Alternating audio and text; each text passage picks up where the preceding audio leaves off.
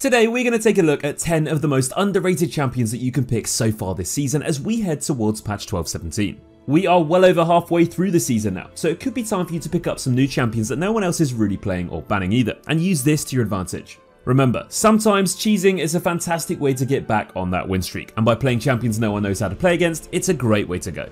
If you do want to see more information about these champions listed or any other champion in the game, then head to our website by clicking the link in the description to see daily updated best builds and runes, combos, counters, matchups, and tons more. So the first one we've got to talk about is Alawi, but in the mid lane. Now Alawi is not someone you can pick straight off the bat because if you get into a long range matchup, you're probably not going to be able to do much. However, if they pick those pesky mid lane assassins or low range champions in general, you're going to absolutely destroy them. Alawi is one of those champs that when she's a bit fed, you don't want to go anywhere near her, and this is a huge reason why she's winning a lot of games in the mid lane. She's either not going to get ganked and left alone to destroy that mid lane, or she's going to get ganked and she does 1v2s without too much effort. You just need so many teammates to come with you to even have a chance at taking down Alawi. Not unless you have a ton of CC and burst damage. Now the great thing about playing Alawi mid is you can get stuck into those early dragon fights, which we are seeing so much more of these days. You can stomp lanes stupidly hard with this cheeky little pocket pick, and after snowballing that lane phase you can get set up in those side lanes in the later stages and do the usual things that Alawi loves to do. If you pick this champion in the right draft and the right matchup, this game is going to be won before you even load in. Next up we have Nico, and she's still one of the most criminally underplayed champions in the entire game, and it's very difficult to understand why because she has such fantastic stats in so many different roles. Whether you build her as an AD on hit top laner, a full glass cannon mage, or a combination of the two building like a CC powerhouse, she just has such a good success rate either way. The most common way of playing and building Nico though is definitely that CC heavy engaging burst mage with that insane catch potential and huge AoE ultimate.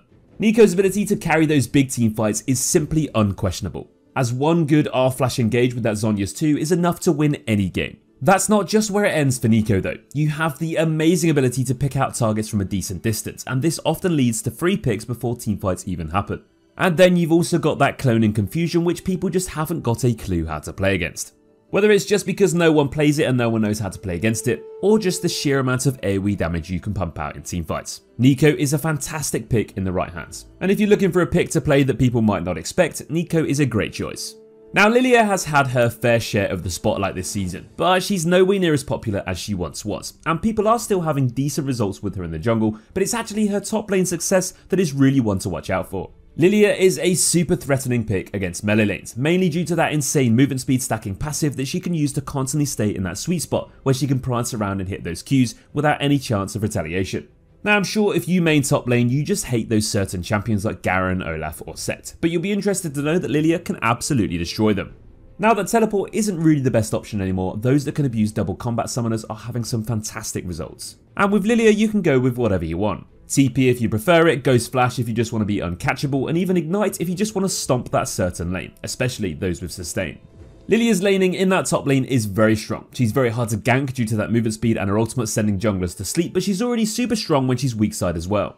Then after you get out of that lane phase you just get even more dominant, and it's a lot of fun to play. Whether you're split pushing and kiting around or lining up 5-man engages with that Q flash Zhonya's combo, or even setting up picks from across the map with your endless E and your sleep combo too. If this video hasn't convinced you to give her a go, then maybe you've still got PTSD from watching Bambi as a child, and if so, fair enough. I just cannot stress how damn good the Donger is right now. He has got some of the best win rates he's ever had in pretty much every single role apart from the jungle. Wherever you play Heimer, you just know what you're going to bring to the table. Endless pushing power, anti-melee domination with those turrets, fantastic poke, relatively reliable stuns, and a super versatile kit, with that ultimate allowing you to choose how you play each scenario. Heimerdinger's lane control is up there with some of the best in the game, especially against matchups with low range and wave clear who just cannot deal with it. And if you don't get jungle attention, you can just slowly win the game just through stacking up gold via plates and turrets, and your enemy having to recall and heal every 30 seconds, missing out on all that sweet experience.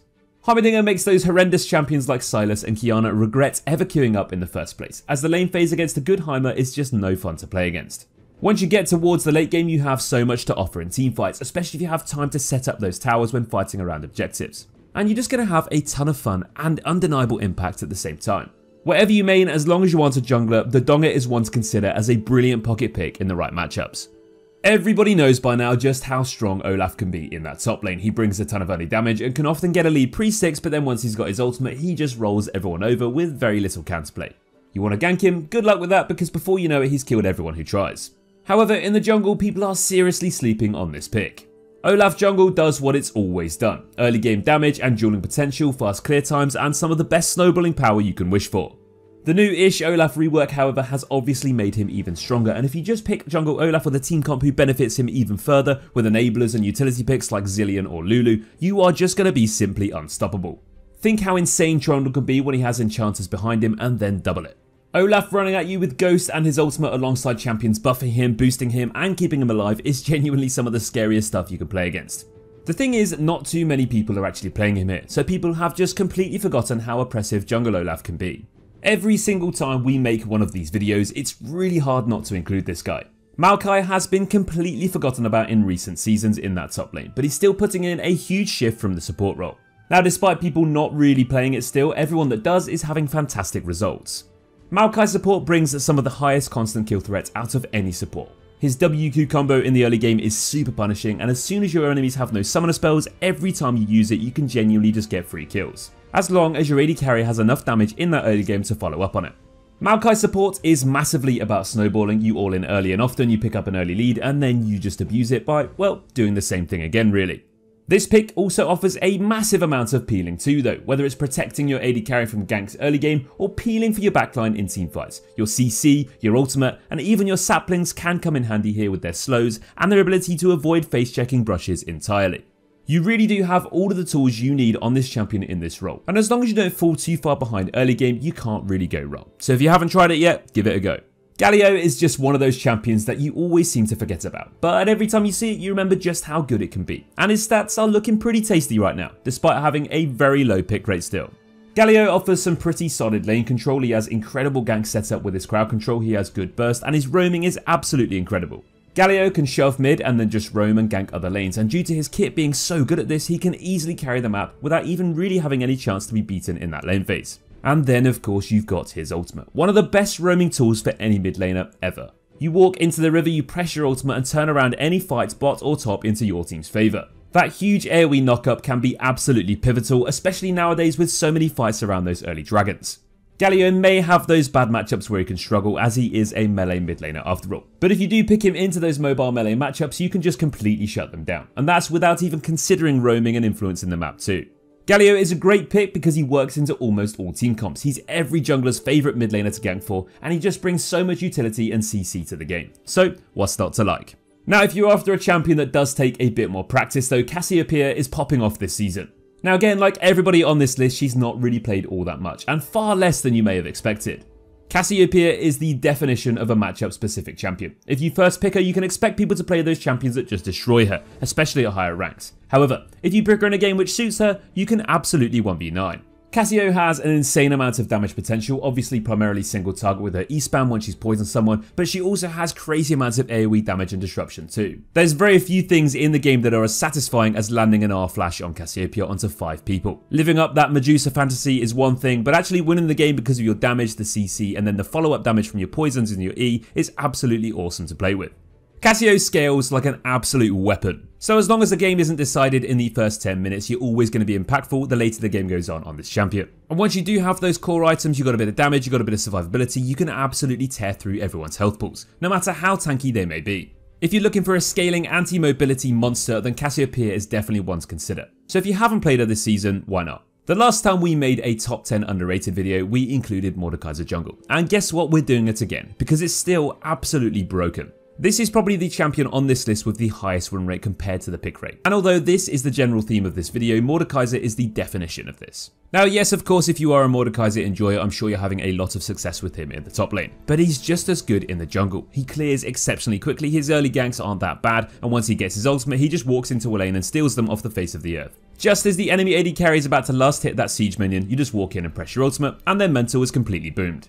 Whether you build like an AP bruiser as normal, an AP tank sort of thing, or if you just go full tank on Mordekaiser Jungle. There are a lot of options depending on the game, depending on the matchup, and depending on what your team comp needs. Now, as playing Mordekaiser in the top lane, you are going to have to be careful of certain matchups like Warwick and Olaf. But apart from that, you can't really go wrong. There's just so many junglers in the game that simply cannot match your dueling potential. You full clear to level 4, you meet them in the river, you probably just kill them. And if you don't kill them then, as soon as you get your ultimate, they have no choice but to die in your death realm. If you're a jungler and you're looking for something new to play and you've never played Mordekaiser because you've just never played top lane, then give this guy a go. It's a lot of fun and it's definitely stronger than you may think.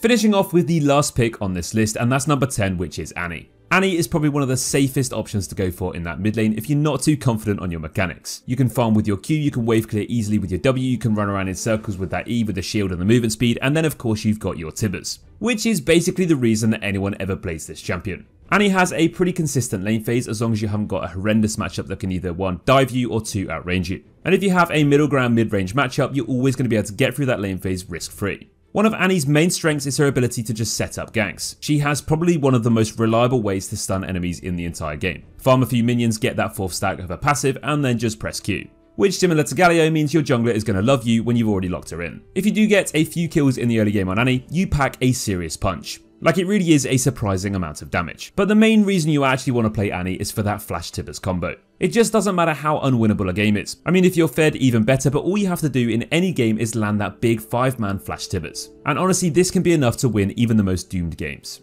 Annie's ultimate can completely sway fights from that very first dragon, so make sure when you're playing her you're being responsive, you're looking around the map, seeing how you can impact other lanes. Annie's ganks are absolutely insane too. She presses E, she runs in at full speed, and then she lands that big bad bear. The next thing you know, you've killed the enemy bot lane, you've taken down the enemy jungler, and that dragon is now yours. Whether it's stomping and snowballing the lane phase, or just waiting for those big moments in teamfights. Annie does not get played enough right now, so give her a go and let us know how you get on.